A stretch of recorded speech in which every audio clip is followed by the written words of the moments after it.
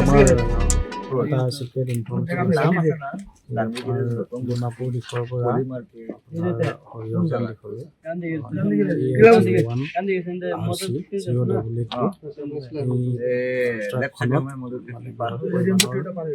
Narcotic drugs আহিছে বুলি আমি এটা সংবাদ পাইছিলোঁ আৰু এই সংবাদটোৰ ভিত্তিত আমি এটা স্পেচিয়েল কাষ্টিং লগাইছিলোঁ। আমি গাড়ীখন ইণ্টাৰচেপ্ট কৰোঁ। গাড়ীখন ইণ্টাৰচেপ্ট কৰি আমি গাড়ীখন ফলো কৰি আমি চেক কৰাত গাড়ীখনৰ পৰা 70 পেকেট ড্ৰাগছ আমি জব্দ কৰিছোঁ আৰু গাড়ীখন চলাই অনা যিজন চালক তেখেতেই মানে কণ্ট্ৰাবেণ্ডটো কেৰি কৰি আছিলে আৰু তেখেতকো আটক কৰা হৈছে আৰু এতিয়া প্ৰচিজাৰখিনি ফলো কৰি আমি তেখেতক আমাৰ অধিক সুস্থভাৱে আমাৰ জিম্মাত লৈছোঁ।